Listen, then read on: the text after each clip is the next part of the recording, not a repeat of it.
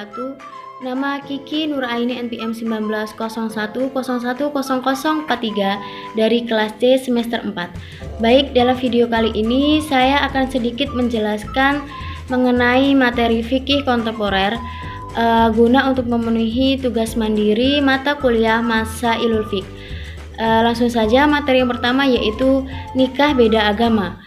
Persoalan kesepadanan atau kafaah menjadi persoalan penting seperti digambarkan oleh Mahmud Syatut dalam bukunya Al-Fatawa, bahwa perkawinan yang harmonis itu didasari oleh cinta yang murni dari hati yang ikhlas dan akhirnya membawa kepada ketenangan jiwa.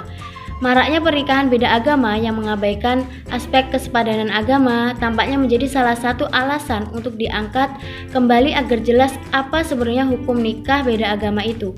Hukum nikah beda agama yang meliputi perkawinan antara pria muslim dengan wanita musyrik, perkawinan pria muslim dengan wanita ahli kitab, perempuan majusi, perempuan sabaiyah, dan hukum perempuan muslimah menikah dengan laki-laki non-muslim. A. Perkawinan beda agama menurut hukum positif. Dalam Undang-Undang Nomor 1 Tahun 1974 Pasal 1 tentang perkawinan campuran menyatakan bahwa yang dimaksud dengan perkawinan campuran ialah perkawinan antara orang-orang yang berada di Indonesia yang tunduk pada hukum yang berlainan. B. Hukum Islam tentang nikah beda agama. Yang pertama yaitu pernikahan antar pria muslim dengan wanita musyrik. Secara tegas dijelaskan bahwa hukum menikahi perempuan musyrik adalah haram, sebagaimana firman Allah dalam Al-Quran Surat Al-Baqarah ayat 221.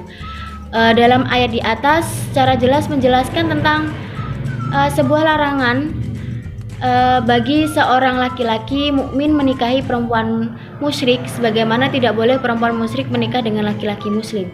Yang kedua, menikahi wanita ahli kitab, majusi, dan sabi'ah. Jumhur ulama membolehkan pria muslim menikah dengan wanita ahli kitab atau Yahudi atau Nasrani yang masih berpegang kepada kitab selain Al-Quran. Menurut Yusuf Qaradawi, kebolehannya tersebut karena didasari oleh dalil Al-Quran yang menyatakan bahwa ahli kitab diistimewakan dalam muamalah dan ahli kitab termasuk serumpun dengan Islam, yaitu sama-sama agama samawi, meskipun secara kenyataannya bahwa ahli kitab pada zaman Nabi sudah dalam keadaan musyrik. Yang C. Perkawinan wanita muslimah dengan laki-laki non-muslim. Dilihat dari hukumnya, para ulama telah sepakat bahwa haram hukumnya seorang perempuan muslimah menikah dengan laki-laki non-muslim, baik laki-laki itu ahli kitab atau bukan ahli kitab atau musyrik.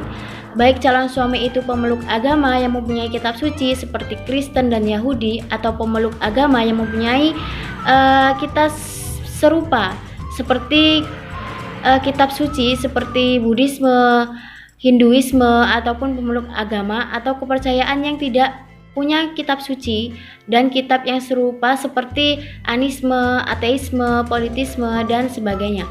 D. Pernikahan yang ideal. Perkawinan antara suami dan istri yang sama-sama beragama Islam lebih menjamin terciptanya keluarga sakinah warohmah atau harmonis karena memiliki keyakinan yang sama, ibadah yang sama, dan satu tujuan hidup yang sama pula.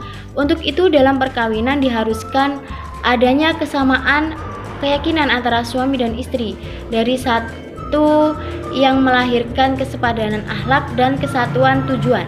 Baik suami maupun istri masing-masing melaksanakan perintah Islam dan menjauhkan apa yang dilarang oleh Allah. Materi yang selanjutnya yaitu tentang monogami, poligami, dan nikah mut'ah. A. Nikah menurut Islam.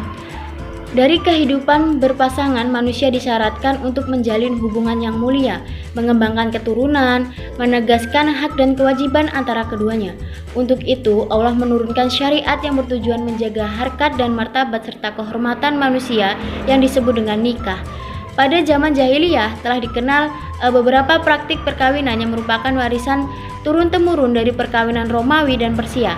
Yang pertama, perkawinan pacaran atau kidin, yaitu yang berupa pergaulan bebas pria dan wanita sebelum perkawinan berlangsung resmi dengan tujuan untuk mengetahui kepribadian masing-masing pasangan.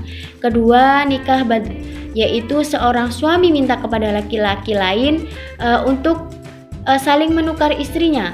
Yang ketiga yaitu nikah istibdah, yaitu seorang suami minta kepada laki-laki kaya, bangsawan, atau orang pandai agar bersedia mengumpulkan istrinya yang dalam keadaan suci sampai ia hamil. Yang keempat yaitu nikah rats atau urunan. Seorang wanita dikumpuli oleh beberapa pria sampai ia hamil. Sepasang calon suami istri diharuskan untuk memenuhi syarat dan rukun nikah. Para ulama sepakat terdapat 5 hal yang menjadi rukun nikah, yaitu yang pertama adanya calon suami istri, yang kedua wali dari calon istri, yang ketiga 2 orang saksi, yang keempat mahar atau mas kawin, yang kelima ijab kabul. B. Hikmah nikah. Dari pendapat Sayyid Sabiq dalam kitabnya Fiqh Sanah berkaitan dengan hikmah dari sebuah pernikahan, yaitu yang pertama nafsu seks, yang kedua pernikahan jalan terbaik untuk melahirkan anak, yang ketiga naluri kebapakan dan keibuan akan tumbuh dan berkembang dalam menangani anak pada masa kanak-kanak serta tumbuhnya rasa kasih sayang, yang keempat rasa tanggung jawab dari pernikahan serta mengurus anak dapat membangkitkan semangat dan mencurahkan segala kemampuan dalam memperkuat potensi diri. Yang kelima, membagi-bagi pekerjaan dan membatasi tanggung jawab pekerjaan kepada suami dan istri. Yang C. Hukum pernikahan. Hukum nikah termasuk perkara yang selalu dikaitkan dengan kondisi orang yang akan melakukannya. Dengan demikian, kondisi tersebut dapat dijadikan sebagai ilat atau sebab hukum. Memperhatikan berbagai macam ilat nikah, para ulama merumuskan hukum nikah sebagai berikut. Yang pertama, wajib. Hukum ini layak dibebankan kepada orang yang telah mampu memberi nafkah, jiwanya terpanggil untuk nikah, dan jika tidak nikah khawatir terjerumus ke lembah perzinaan. Yang kedua, sunnah. Hukum ini pantas bagi orang yang merindukan pernikahan dan mampu memberi nafkah tapi ia masih mampu menahan dirinya dari perbuatan zina. Yang ketiga, haram. Hukum ini layak bagi orang yang tidak mampu memberikan nafkah dan jika ia memaksakan diri untuk menikah akan mengkhianati istrinya atau suaminya, baik dalam pemberian nafkah lahiriah maupun batiniah. Yang D. Hukum monogami dan poligami. Asas monogami telah ditetapkan oleh Islam sejak 15 abad yang lalu sebagai salah satu asas perkawinan dalam Islam. Tujuannya yaitu untuk memberikan landasan dan modal utama dalam pembinaan kehidupan rumah tangga yang harmonis, sejahtera, dan bahagia. Oleh karena itu, hukum asal perkawinan dalam Islam adalah monogami. Hukum ini sangatlah beralasan karena dengan monogami, tujuan pernikahan untuk menghantarkan keluarga bahagia akan lebih mudah karena tidak terlalu banyak beban. Selain dengan bermonogami juga akan lebih mudah untuk menetralisir dan meredam sifat cemburu, iri hati, dan perasaan mengeluh dalam kehidupan istri sehari-hari. Islam memerintahkan kepada laki-laki untuk menikah dengan seseorang perempuan yang dicintainya. E. Kebolehan poligami. Memang pada asalnya hukum poligami itu dibolehkan jika seorang suami tidak dikhawatirkan berbuat zalim terhadap istri-istrinya. Jika dipastikan akan berlaku zalim, maka seorang suami lebih baik untuk beristri satu saja. Menurut Yusuf Qaradawi, kondisi darurat yang dengannya seorang laki-laki dibolehkan berpoligami adalah sebagai berikut. Yang pertama, ditentukan seorang suami yang menginginkan keturunan, akan tetapi ternyata istrinya tidak dapat melahirkan anak disebabkan karena mandul atau suatu penyakit. Yang kedua, di antara suami ada yang memiliki oversex, akan tetapi istrinya memiliki kelemahan seks, memiliki penyakit atau masa haidnya terlalu panjang, sedangkan seorang suami tidak sabar menghadapi kelemahan istri tersebut. Yang ketiga, jumlah wanita lebih banyak dibanding jumlah laki-laki, khususnya setelah terjadi peperangan. F. Hikmah poligami. Hikmah tersebut sebagaimana dikemukakan oleh Rashid Ridha. Yang pertama yaitu untuk mendapatkan anak bagi suami yang subur dan istri yang mandul. Yang kedua, menjaga keutuhan keluarga tanpa harus mencerai istri pertama meski ia tidak berfungsi semestinya sebagai istri karena cacat fisik dan sebagainya. Yang ketiga, untuk menyelamatkan suami yang hiperseks dari perbuatan free sex. Yang keempat, menyelamatkan harkat dan martabat wanita dari krisis akhlak atau melacur, terutama bagi mereka yang tinggal di negara yang jumlah wanitanya lebih banyak dibandingkan laki-laki akibat peperangan misalnya. G. Nikah mut'ah. Yusuf Qaradawi memberikan pengertian nikah mut'ah secara terminologi, yaitu seorang laki-laki mengikat atau menikahi seorang perempuan untuk waktu yang ditentukan dengan imbalan uang yang tertentu pula. Di Indonesia, kawin mut'ah ini populer dengan sebutan kawin kontrak. Yang pertama, nikah mut'ah di zaman Nabi. Diakui bahwa nikah mut'ah pada zaman Nabi dibolehkan namun tidak berlaku untuk semua orang, hanya untuk orang tertentu dikarenakan terdapat suatu kondisi yang sangat mendesak. Menurut jumhur sahabat dan ulama bahwa keharaman nikah mut'ah adalah mutlak tanpa ada pengecualian meski dalam kondisi darurat. Pendapat ini diperkuat oleh fatwa Majelis Ulama Indonesia yang secara tegas memutuskan bahwa hukum nikah mut'ah itu haram karena selain didasari oleh dalil yang kuat, nikah ini juga bertentangan dengan tujuan syariat pernikahan. Materi yang selanjutnya yaitu tentang homoseksual dan lesbian. Secara bahasa, homoseksual berarti hubungan seks dengan pasangan yang sejenis baik laki-laki atau perempuan. Adapun hubungan seks sejenis ini antara perempuan dengan perempuan disebut dengan lesbian, yang bahasa Arabnya disebut al-hasaq. Penyebab dan dampaknya, dampak negatif yang dimaksud, dampak tersebut yang dimaksud adalah 1. Si lelaki homo tidak memiliki rasa tertarik kepada wanita. Seandainya ia kawin, maka istrinya menjadi korban atau merana karena sang suami tidak dapat lagi memenuhi fungsinya atau memenuhi kebutuhan seks istrinya. Yang kedua, si lelaki homo dapat terjangkit penyakit kejiwaan, yaitu mencintai sesama jenis, jiwanya labil atau tidak stabil. Muncul tingkah laku yang ganjil alias aneh-aneh, misalnya bergaya seperti wanita dalam berpakaian, berhias, dan bertingkah laku. Yang ketiga itu si lelaki homo dapat terkena gangguan saraf otak yang melemahkan daya pikir dan semangat kerja. Akibat lain yang tidak kalah bahayanya, bahwa homo dapat mengakibatkan AIDS yang membuat pelakunya kehilangan daya tahan tubuh akibat serangan bakteri yang menggerogoti pembuluh darah, kulit, dan alat kelamin. C. Hukum homo dan saksi bagi pelakunya, yaitu yang pertama dihukum mati, yang kedua dihukum seperti hukuman zina, artinya jika pelakunya pejaka atau khairu muksan, ia harus didera 100 kali.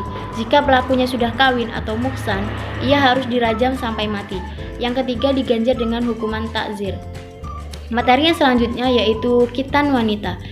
Batasan khitan wanita dalam hukumnya.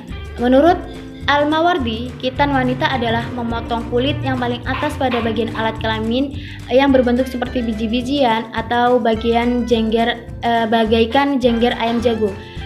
Yang wajib untuk dipotong adalah kulit bagian atas alat kelamin tersebut dengan tidak melepaskan potongannya.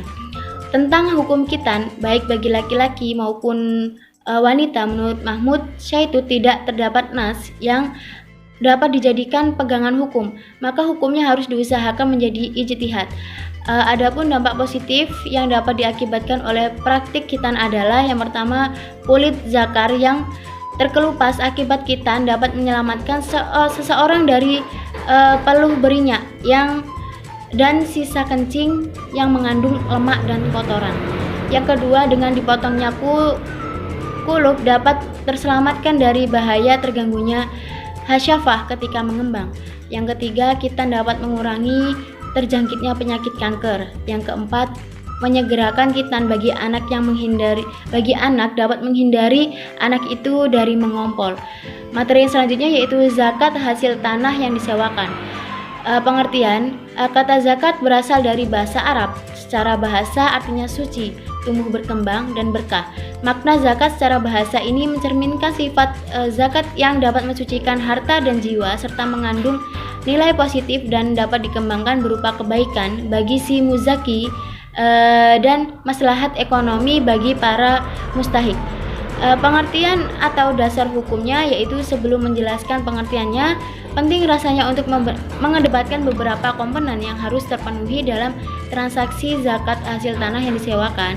Yang pertama yaitu sebidang tanah yang disewakan. Yang kedua, pemilik tanah atau orang yang menyewakan tanahnya kepada orang lain. Yang ketiga, penyewa tanah sekaligus penggarap tanah yang disewakan. Materi selanjutnya zakat dan pajak. Persamaan dan perbedaannya. Dalam Islam, pajak dan zakat memiliki posisi yang sama pentingnya. Keduanya dapat dikatakan sebagai sumber dana potensial yang manfaatnya kembali kepada umat. terdapat beberapa unsur persamaan dan perbedaan yang ditemukan di dalam kedua macam kewajiban tersebut, yaitu yang pertama, zakat dan pajak. Masing-masing merupakan kewajiban yang harus dipenuhi dengan baik oleh umat Islam yang telah memenuhi syarat. Yang kedua, masing-masing diserahkan kepada lembaga yang berwenang untuk menanganinya, maka pajak diserahkan kepada negara dan zakat dapat diserahkan kepada lembaga pengelolaan zakat atau amil zakat. Yang ketiga, bagi para wajib pajak dan zakat, masing-masing keduanya sama-sama tidak mendapatkan imbalan. Yang keempat, masing-masing keduanya memiliki manfaat sosial, ekonomi, dan politik. Terdapat juga titik perbedaan yang memisahkan antara zakat dan pajak sebagai sebuah kewajiban. Antara lain, yang pertama, zakat mengandung arti kesucian, tumbuh dan berkembang, sedangkan pajak mengandung arti beban yang berat. Yang kedua, zakat merupakan rukun Islam dan termasuk ibadah yang harus diniatkan. Yang ketiga, ketentuan hukum zakat ditetapkan oleh Allah dan Rasul-Nya yang berlaku untuk semua umat Islam kapan dan di mana saja. Yang keempat, penerimaan zakat atau mustahik sudah ditetapkan oleh Allah, lebih bersifat khusus dan terperinci, sedangkan pajak penyalurannya bersifat umum. Yang kelima, zakat bertujuan untuk pembinaan spiritual. Yang keenam, kewajiban zakat sifatnya tidak membebani karena semua benda yang wajib dikeluarkan zakatnya sementara bersifat produktif. Yang B, antara kewajiban zakat dan pajak. Kewajiban membayar kewajiban zakat dan pajak terhadap kedua macam kewajiban tersebut masing-masing bagi seorang yang sudah memenuhi syarat merupakan keharusan yang sudah dapat diketahui hukumnya secara pasti. Namun permasalahan yang sering muncul adalah seseorang yang dibebani keduanya atau wajib zakat sekaligus wajib pajak pada waktu yang bersamaan. Mungkin itu saja materi-materi yang dapat saya sampaikan. Kurang lebihnya saya mohon maaf. Dan kepada Allah saya mohon ampun. Saya akhiri, wassalamualaikum warahmatullahi wabarakatuh.